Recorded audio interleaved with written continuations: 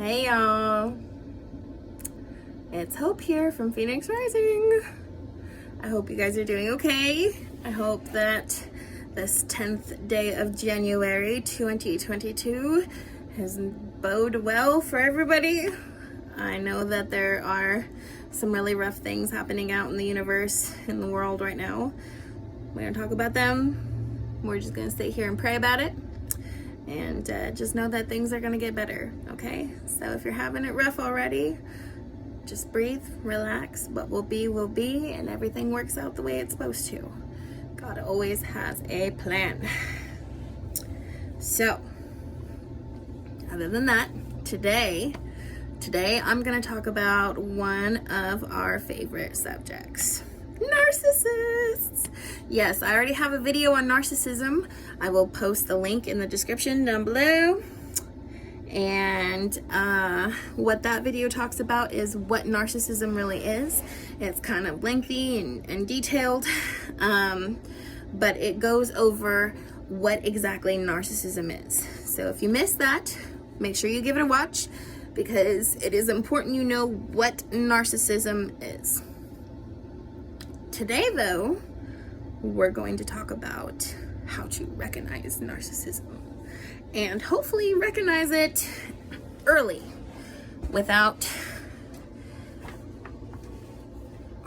well, having to deal with them for very long before you go, nope, it's a trap, bye. Unlike me. So I am here to tell you basically the first 6 warning signs that you could possibly have when you're first talking to someone new. Maybe you've only been talking to them for a week or two.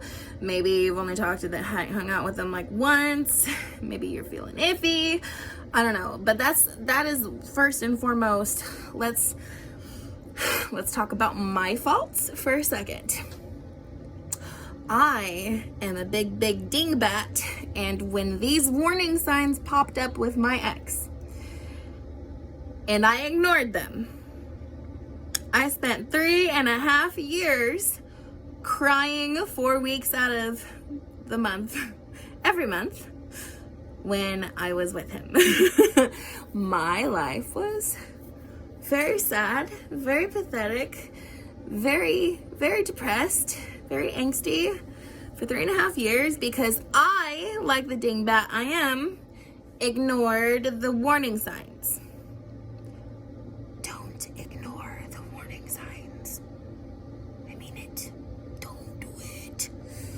Okay, so enough of that nonsense. But no, seriously, don't ignore these warning signs, you guys. Otherwise, you'll end up like me. You don't want to end up like me. I mean, I'm good now. I'm great now. I'm happy now. But, for 3.5 years, I wasn't. And it took a long time afterwards to figure out how to be genuinely happy again. So, just please, I cannot enunciate that enough. Do not ignore your bad feelings, your red flags, your warning signs, or your pings, your spidey senses, whatever you called it. Don't ignore it. Always listen to yourself. Always listen to your instincts. They are usually right, and your heart is usually wrong. It's usually all wrong. So don't ignore those warning signs. I mean it. I sure regretted it. So, carrying on. Let's talk about these 5 warning signs, 5 early warning signs that you may be dealing with a narcissist. All right. So, warning sign number 1, and you will probably pick up on this the first day you hang out with them. First day you have an extended, longer than 5-minute conversation with this person, you're gonna pick up on this one. And it's so simple and it's so obvious, but it's that they talk a lot. They talk a lot, but more than that, more than just talking a lot, because I talk a lot too. A lot of us talk a lot, right? But they talk about themselves a lot. Literally every conversation, every topic of conversation will somehow always go back to these people. Quite literally, you will find it very, very hard to get a word in your conversation. You'll start saying something about something you like, or you'll start saying, really, you will not be able to get a word in really edgewise. Half your sentence will be out, and then they'll be interrupting you because they're excited and they want to talk about themselves and how it's relevant to what you were saying. Like, when I say they talk a lot, they don't just talk a lot. They interrupt you. They focus on themselves. Literally every conversation you're having will come back to them. You could be having a conversation with someone next to you and talking to that person, and the narcissist will be like, oh, and jump in on that conversation and either change it back to themselves or include themselves so that way they have to be part of the conversation. Okay? So, it seems really simple, but it is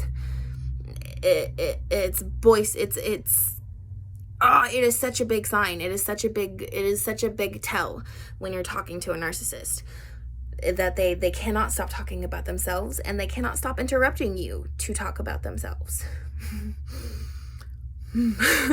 Yes, I ignored it. How? Anyway, another sign that you may be dealing with a narcissist is early in the relationship or friendship or whatever it is that they're trying to get from you, because let me tell you something right now, narcissists always have an ulterior motive, and they always want something from you, okay? They don't just want your company. They want the entertainment and the perks of having your presence in their life, okay? So let's just be clear on that. They will love bomb you. Love bomb or love mirroring, whatever way you want to put it, they will do it. And what is love mirroring? What is love bombing, I hear you say? Well, it is a doozy of a manipulation technique. And what it is essentially they make themselves seem like they are the answer to all of your friendship/relationship needs. They will get to know you enough to know what you like, what you really, really like, and then they will mirror it. They will literally make themselves out to be like, oh, this is an instant connection. This is an instant bond. We are soulmates. We are meant to be. I love everything you love. You love everything I love. Let's just love it together. And they will make themselves seem, quite literally, if it's too good to be true, it's too good to be true. Mama taught me that about a lot of things. Scams, if it sounds too good to be true, it probably is. Okay, the same thing goes for people and their relationships and their connections with you, okay? Please be careful of people that are good at making you feel instantly and divinely connected to them. Like I said, if it's too good to be damn true, it is. It is. It's a trap. It's a trap. Run. So it is. It is just too good to be true. The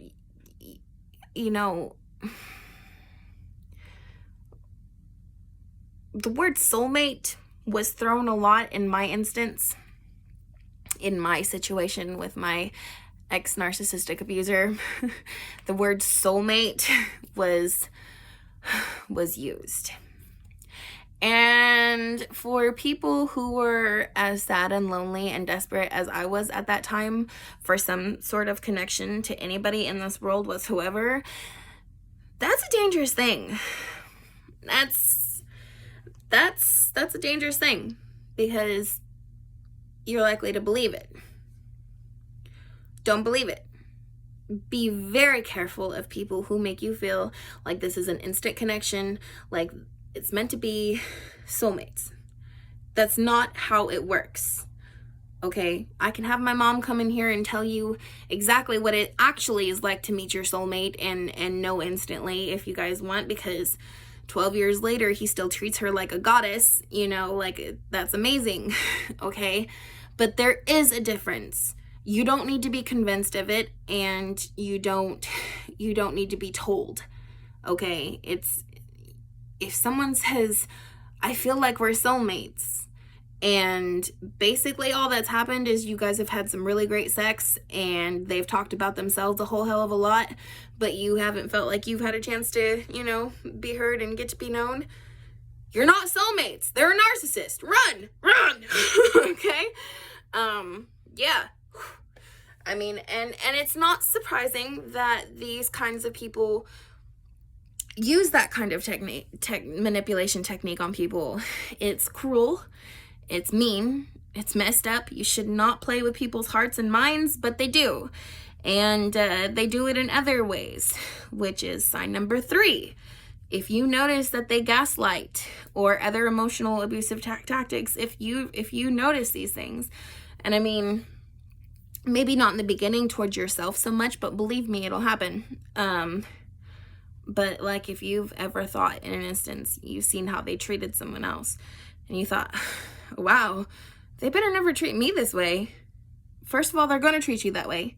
Second of all, that is a sign. If they are gaslighting emotionally or verbally or mentally abusing other people around them, besides you, chances are that they're a narcissist. And if you pick up early up on it enough, you might get out unscathed. Otherwise, you stay long enough, they're going to start doing it to you.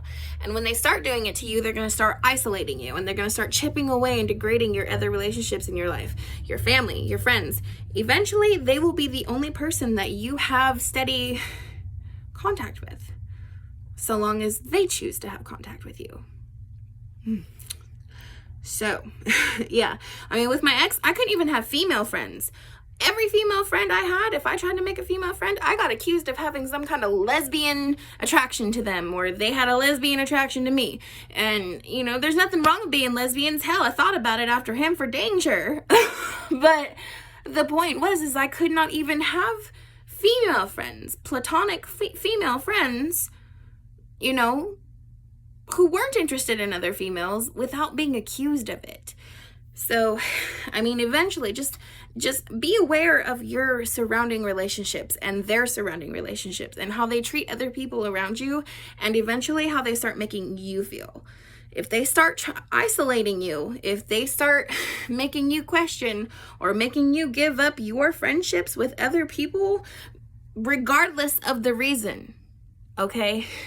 It is a bad sign. Get out. All right? And I will make another video on the difference with this at another point in time. So yeah. Now, sign number 4. Sign number 4. They cannot take criticism, and they will not take responsibility for their own actions. If you see them, and this is just a crazy whacked out example, but I guarantee you, if you see them knock over something glass and break it, it'll somehow be your fault, even though you were across the room. It'll be someone else's fault, even though you guys were alone in the room. Like, I mean, I am being a bit exaggerative here, but the thing about it is narcissists cannot take criticism, even if it's constructive, even if it's a very gentle statement like, oh, hey, you could definitely improve on this, or whatever. It will always be twisted, and it'll always be someone else's fault, not theirs. They cannot take responsibility for their own actions. They refuse. If they take responsibility for their own actions, it means that they did something wrong, and that's just not possible because they are God, or the closest thing you can get to God. Okay, so if you meet somebody who cannot say, I'm sorry, yeah, that was absolutely my fault, if they just cannot seem to get that out of their mouth, run. Run. No bueno. Okay. And unfortunately, that one goes hand in hand with number 5. I've got here. So, number 5, along with not being able to take responsibility for any of their own actions or take any criticism, they are always going to be a massive victim. They will exaggerate the wrongs of their exes. They will make you feel so sorry for them. And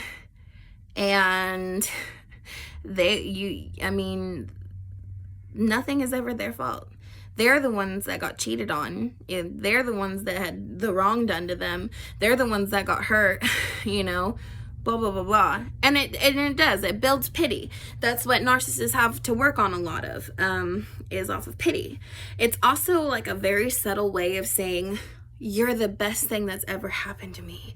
You're the only one that's ever treated me with respect.